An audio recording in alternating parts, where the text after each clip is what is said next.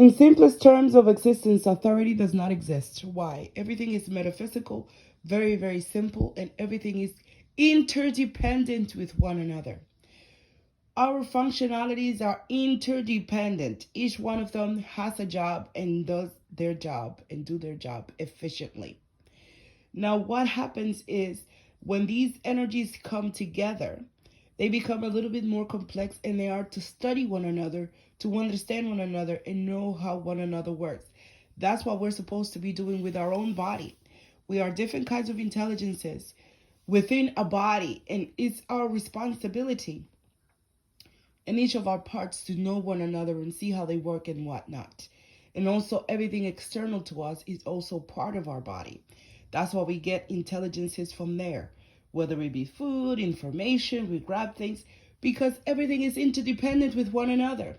Now, we have the thing of authority, that we're thinking there is an authority. And then what happens when we think that there is an authority? We become codependent.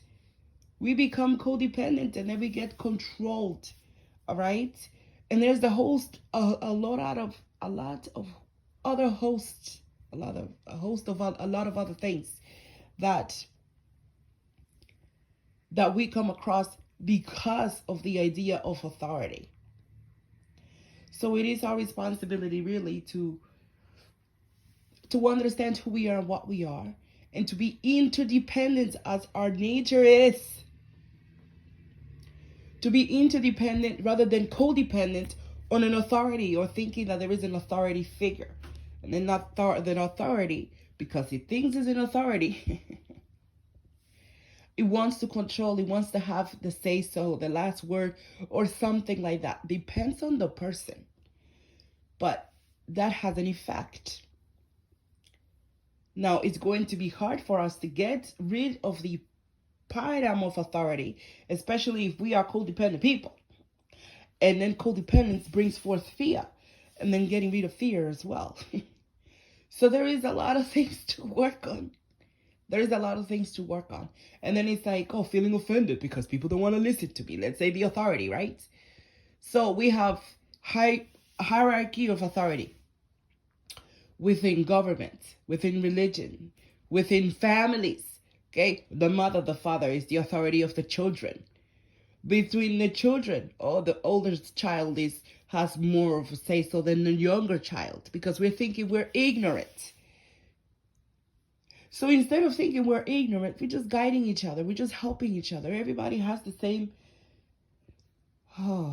Everybody has the same opportunity of learning, right? Of the usage of the intelligences that are available to us, because none of them are exclusive to anybody. Anybody can have any intelligence that creates this person's body and that person's personality. Somebody else can have it.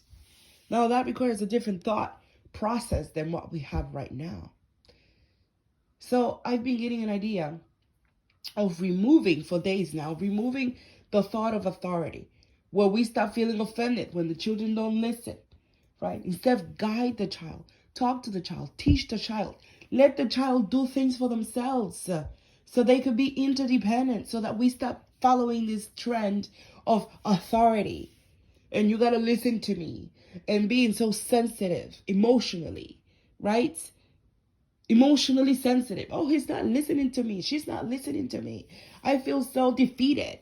For real, that means we have a lot to learn, right? My name is Perla Kyoto. I am a creative awareness practitioner and facilitator. In other words, I am a paradigm shifter. I like to work with thoughts, with emotions, to see how they work so that we can transform it to have the existence we want. It is my thought of mastering existence, and that's a lot of work, but I like hard things. Things that are hard to accomplish, I like those. I get frustrated in the process, but hey, it's part of the it's part of the process.